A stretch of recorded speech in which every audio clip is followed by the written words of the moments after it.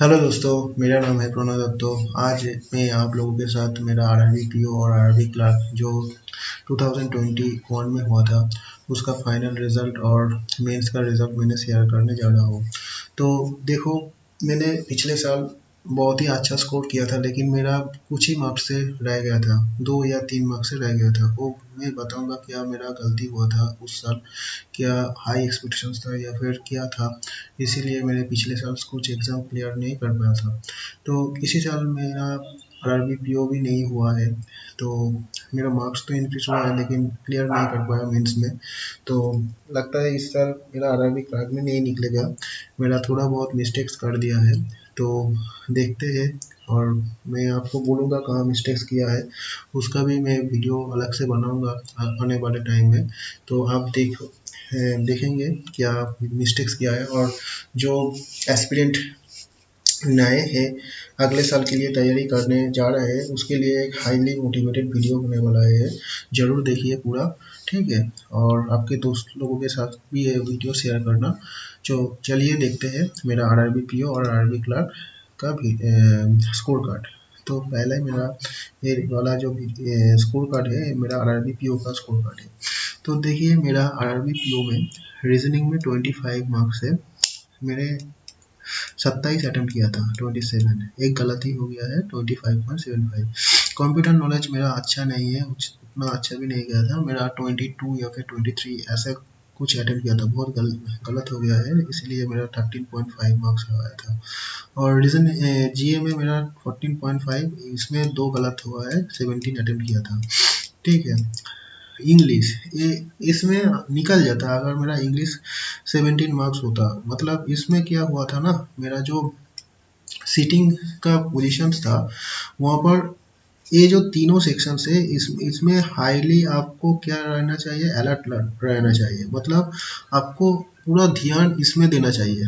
किसी और जगह अगर ध्यान आपको चला जाए ना इस तीनों सेक्शंस में, उतना अच्छा स्कोर नहीं कर पाओगे। तो उस साल क्या हुआ था उसमें, एक सैर था मेरा इन्विजिलेटर, ठीक है, बहुत बातें कर रहा था उसके दोस्त लोगों के साथ, ठीक है। मैंने बहुत बार बोला कि सर आप उतना आवाज़ मत कीजिए, बाहर जाके बातें कीजिए या फिर किसी साइड में जाके बातें कीजिए। इतना ज़्यादा ज़ोर से बातें कर रहा था, मेरा मेरा आरसी पढ़ने का मतलब मन ही नहीं कर रहा था।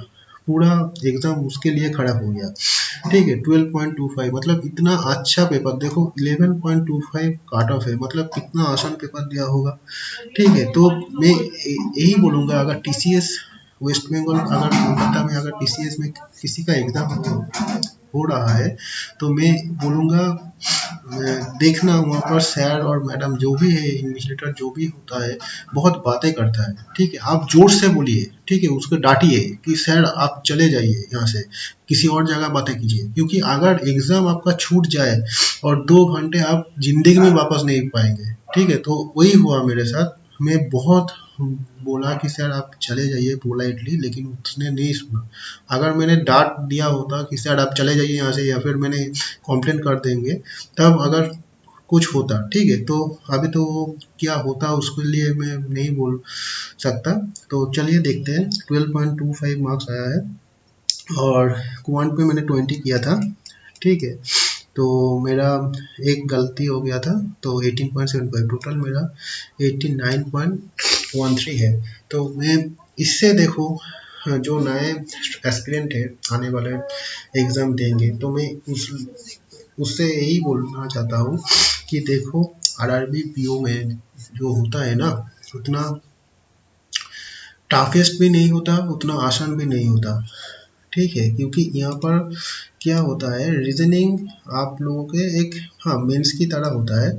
मेंस का रीजनिंग जैसा होता है, मतलब लेंदी, ऐसा ही पजल आता है, नया सा पैटर्न ट्राई करके जाना।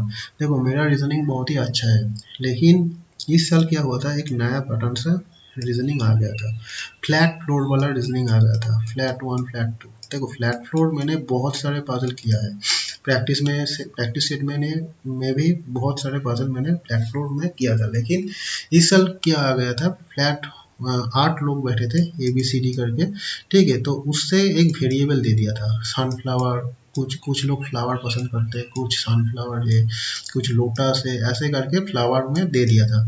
तो देखो variable based puzzle flat floor नया वाला दे दिया था, तो इसलिए मेरा ए वाला पजल छूट गया था। अभी इसमें और क्या आता है, देखो 5 नंबर अगर मैं इंक्रीज कर देता 30 मार्क्स हो जाता, 31 अटेम्प्ट हो जाता। बाकी पूरा लॉजिकल रीजनिंग से भरा हुआ है। आरआरबी में लॉजिकल रीजनिंग 7-8 नंबर आता है, ठीक है, ये आप मान के चलिए। अगर आपका लॉजिकल रीजनिंग में अगर करेंगे तो क्या होगा, आपका एक अगर पजल छूट रहा है तो आपका उसमें अगर 5 लॉजिकल रीजनिंग अगर आप कर दिया तो इक्वल मार्क्स आ जाता है, ठीक है। अगर किसी का इंग्लिश और कंप्यूटर में मैं नहीं बोलूँगा, कंप्यूटर में इतना ही मार्क्स आता है सबका, 13 से 18 के बीच आता है, इससे ज़्यादा आप एक्सपेक्ट मत कीजिए, ठीक है। तो जीए में देखो, जीए उतना इजी नहीं आता, ठीक है। मतलब यहाँ पर क्या होता है, बहुत डिटेल्स में पढ़ना पड़ता है और तभी जाके आप कर पाओगे, तब भी आप पूरा नहीं अटेम्प्ट कर पाओगे, ठीक है। 17 से 18 क्वेश्चन आप कर पाओगे, 2-3 गलत भी हो सकता है, ठीक है। तो यही होता है आरआरबी पीओ में, ठीक है। तो मेरा फाइनल स्कोर देखिए, तो फाइनल में देखो मेरा क्या है, फाइनल में मेरा 51.25 पूरा। अगर फाइनल देखता हूँ तो 53.25 वेस्ट बंगाल से काट ऑफ था जनरल में, तो मेरा 2 नंबर से रह गया, ठीक है। तो अभी देखो क्या हुआ था, मेरा 78 आया गया था इंटरव्यू में, ठीक है। मैं जब मेंस देके बाहर निकला तब मैंने पता चल गया था मेरा कि उतना अच्छा खास एग्ज़ाम नहीं गया, तो अगर निकलेगा तो मैं इंटरव्यू में कम करूँगा।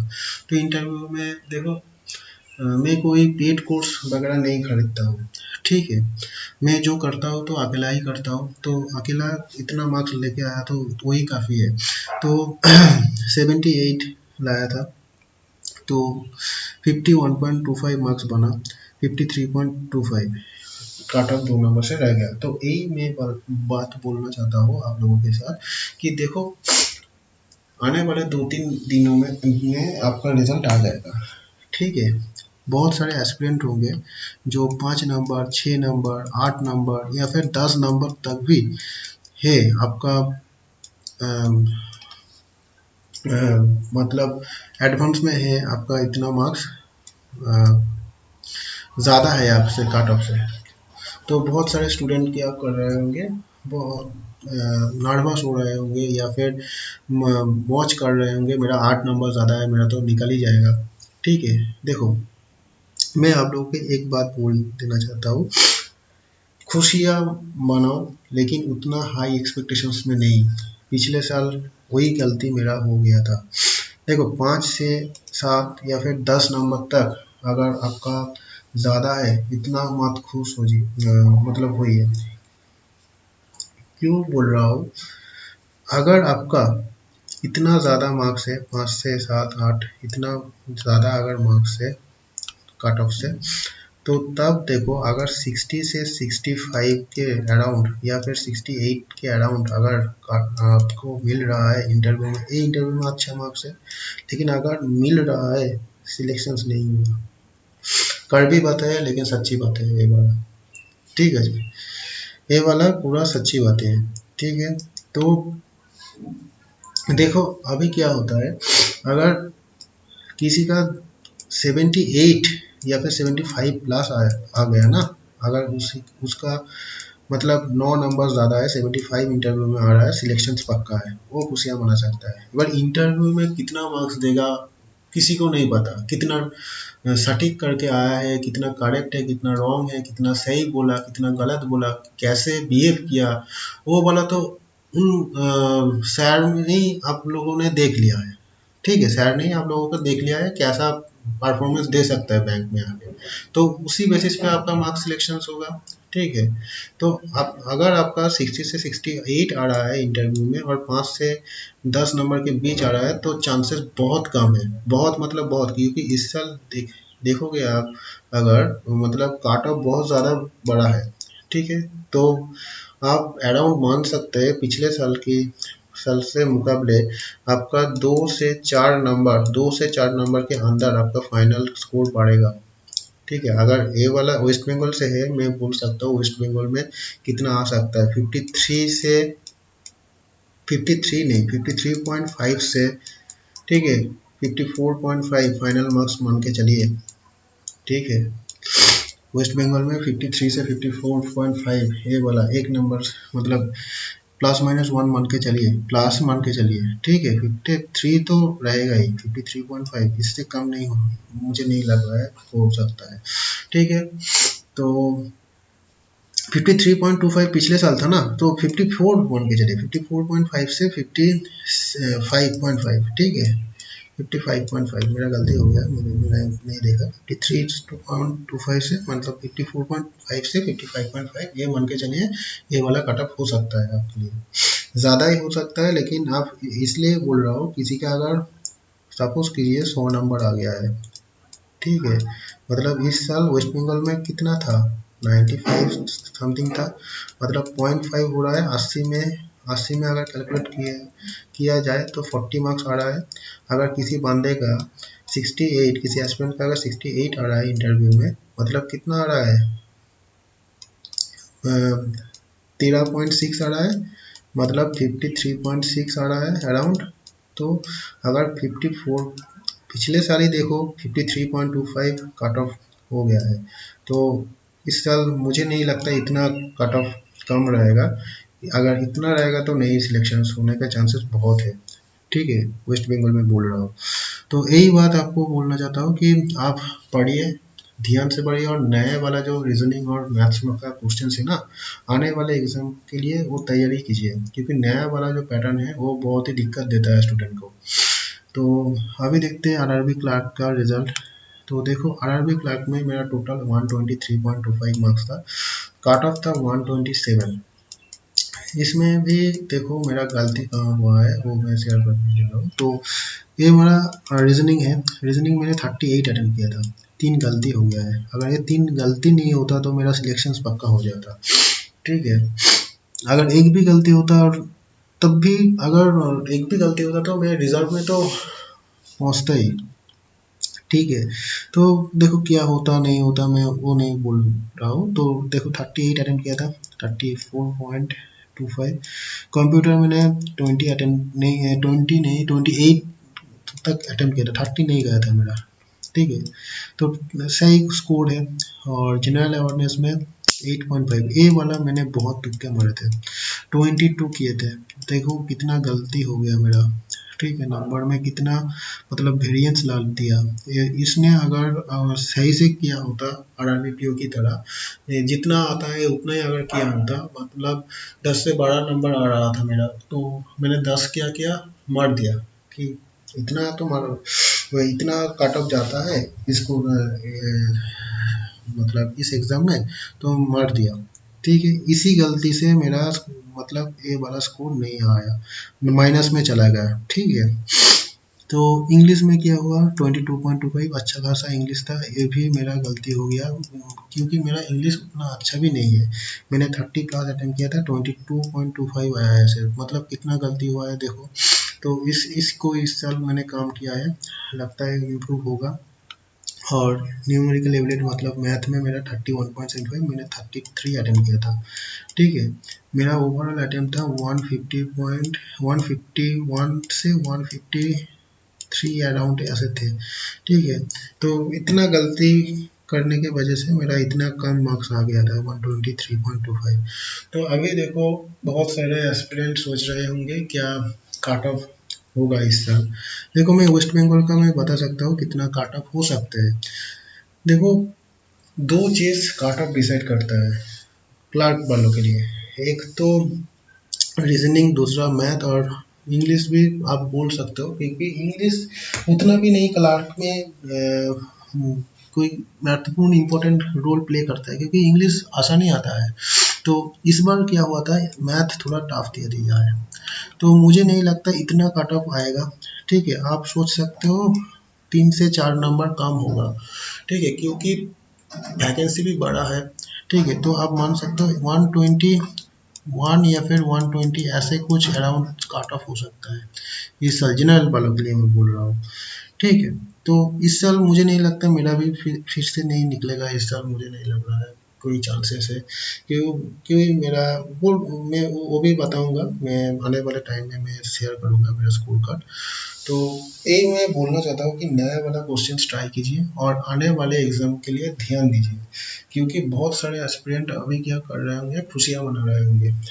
ठीक है कि आने वाले 2-3 दिनों में न्यू ईयर भी है और आपका रिजल्ट भी आने वाला है। मेंस भी क्लियर कर लिए थे पहली अटेम्प्ट में, तो मैं थोड़ा सा रिलैक्स कर सकता हूँ। लेकिन मैं वही बोलना चाहता हूँ, अगर ये वाला एग्ज़ाम अगर नहीं निकला ना, आपका क्या होगा, बहुत ही दिल दुखेगा। और आने वाले एग्ज़ाम दो जो महत्वपूर्ण एग्ज़ाम है इस साल का, आपका मतलब ये जो मोटिवेशन पूरा डिमोटिवेट हो जाएंगे और पूरा साल आपका खराब हो जाएगा आने वाले साल, जो पिछले साल मेरे साथ हुआ था। तो मैं यही बोलना चाहता हूँ कि आप ध्यान से, तो आपको दिल को समझाइए कि अगर आपको नहीं एग्ज़ाम निकला तो आप क्या करेंगे। दुखी मत होना, ठीक है, आप एग्ज़ाम को प्रिपेयर करते चले जाना। क्योंकि इस पिछले साल मेरा वही हुआ था, एसबीआई पीओ का अगले ही दिन एग्ज़ाम था, मतलब 2 जैन को मेंस था। मेरा पूरा प्रिपरेशन था एसबीआई पीओ के लिए, लेकिन इतना दिल पे ले लिया मेरे रिजल्ट का, स्कोर का, क्योंकि जब ये वाला लिखा होता है ना, based on your performance you are not selected और रिजर्व और इवन रिजर्व लिस्ट, ठीक है, तब आपको मतलब क्या होगा आप ही समझेंगे।